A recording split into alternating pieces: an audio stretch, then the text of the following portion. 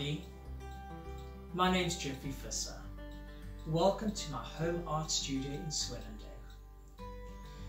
I would like to first of all tell you how privileged I am to be part of the McGregor Magic Virtual Gardens. This is an incredible venture and I hope this continues for a long time. Apart from being a botanical artist, I'm also a member of the Botanical Art Association of South Africa. What I'd like to show you now is how we actually do the process of the artwork, literally from the plant to the sketching down to the actual tracing, and then putting it onto a paper, and then from there we will go on to the painting.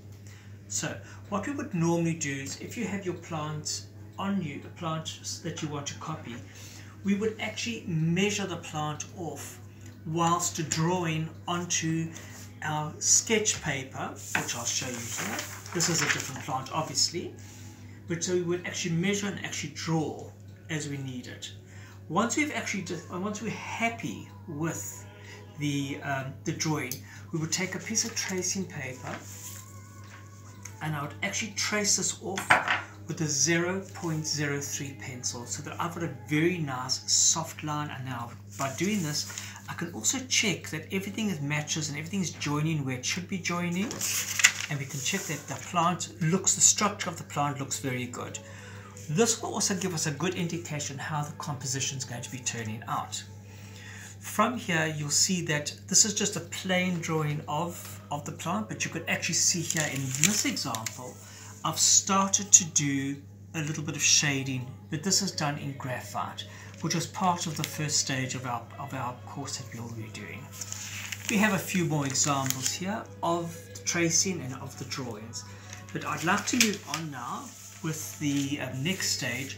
Once we've got your drawing done on your tracing paper, we would transfer that onto a normal paper of your watercolor paper. But prior to all of this happening, what's a very good exercise is to actually have a journal.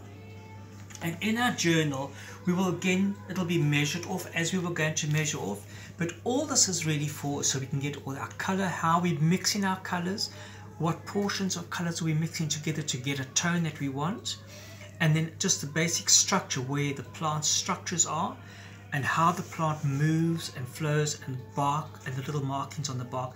Here we will have it in writing. These are just pure notes just for yourself. A lot of the times with my paintings I don't have the plant with me for the whole period that I need it, purely because the flowers passed away and I've had to wait for another year, or the flower happens to break off or something, and that has always been a problem. So when we're working with this, you will actually find that most artists will have a set of color samples of their own paints, and here we have some color samples that I've started to do for ranges. Greens are a very, very good exercise. If you can do as many green samples as possible, will be fantastic, because there are thousands of greens.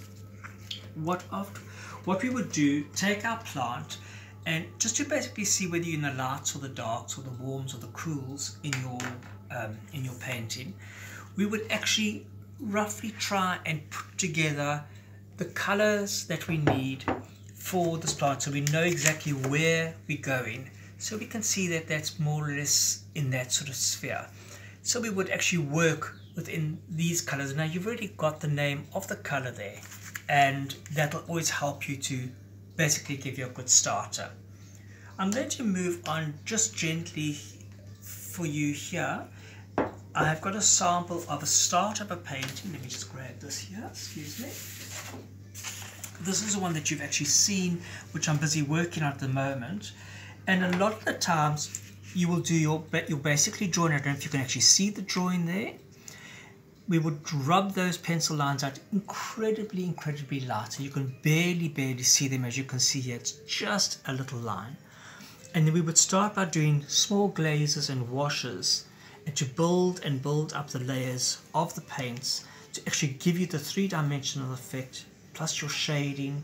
And if we move up, you'll see there's a lot of color in here, and we can actually do undertones cast overtones, glazing, washes to get you the texture that you want to give you a three-dimensional effect. So there again, as I mentioned, we've got a two-dimensional image, and we'll be transferring that into a three-dimensional image with shading and glazing and tonal values. What's a very good idea as well is, if you want to, which most of us do, is just on scrap paper, obviously you use your watercolor paper, just to do small samples, not necessarily of what you're working on, but you can do. That's what your journal's for. You would actually do a sample of in your journal for the actual project that you're working on. But this is just playing around, mixing colors, getting a feel. You might want to know, how do the veins work? Am I going to get it right the first time? Play with it and create your own little pieces of work. That's what this is for. So your journal will do something like that.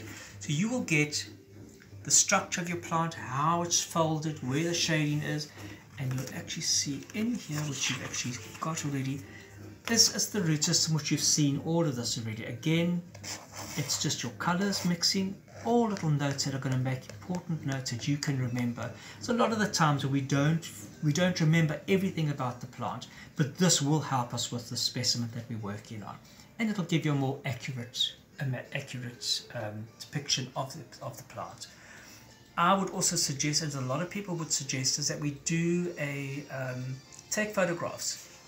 And when you're taking a photograph of a plant that you're actually working on, you want to actually position your camera in such a way that when you look at it with one eye, you can actually see exactly what you're looking at. Because a lot of the times we look with two eyes, and your dimension is going to be slightly different, whether you're foreshortening, you're going to disappear with foreshortening and all that type of thing.